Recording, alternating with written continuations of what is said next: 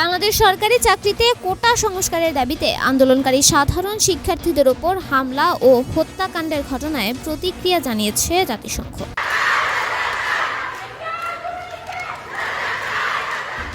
সংস্থাটি বলেছে, আন্দোলনকে ঘিরে বাংলাদেশের চলমান ঘটনা প্রবাহ সম্পর্কে জাতিসংঘ অবগত রয়েছে। এছাড়া সহিংস হামলা থেকে বিক্ষোভকারীদের রক্ষা করতে বাংলাদেশ সরকারের প্রতি আহ্বানও জানিয়েছে বৈশ্বিক এই সংস্থাটি। জাতিসংঘ আরও বলেছে, মানুষের শান্তিপূর্ণভাবে বিক্ষোভ করার অধিকার আছে এবং সরকারকে সেই অধিকার রক্ষা করতে হবে।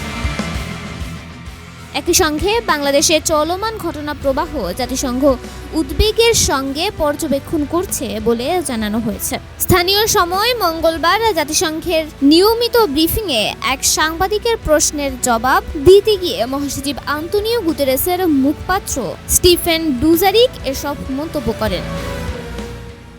এদিনের ব্রিফিংয়ে এক সাংবাদিক বাংলাদেশের সরকারি চাকরিতে কোটা সংস্কারের দাবিতে আন্দোলনরত শিক্ষার্থীদের ওপর হামলা, সংঘর্ষ ও হত্যাকাণ্ডের বিষয়ে জানতে চান। তিনি বলেন, বাংলাদেশের সরকারি চাকরিতে তথাকথিত কোটা পদ্ধতির পরিবর্তে মেধাভিত্তিক নিয়োগ ব্যবস্থার দাবিতে দেশব্যাপী বিক্ষোভ চলছে। সরকারের সহযোগী সংগঠন নিরাপত্তা বাহিনীকে সঙ্গে নিয়ে আন্দোলনকারীদের ওপর হামলা চালিয়েছেন। বিক্ষোভে হামলায় 6 শিক্ষার্থী নিহত হয়েছেন। জাতিসংঘের মহাসচিব এসব বিষয়ে অবগত আছেন কিনা জানতে চান তিনি।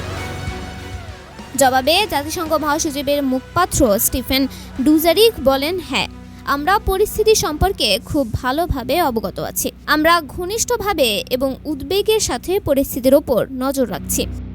তিনি আরও বলেন, আমি মনে করি বাংলাদেশ হোক বা বিশ্বের অন্য কোথাও মানুষের শান্তিপূর্ণভাবে বিক্ষোভ করার অধিকার রয়েছে এবং যে কোনো ধরনের হুমকি বা সহিংসতা থেকে বিক্ষোভকারীদের রক্ষা করার জন্য আমরা বাংলাদেশ সরকারের প্রতি আহ্বান জানাই।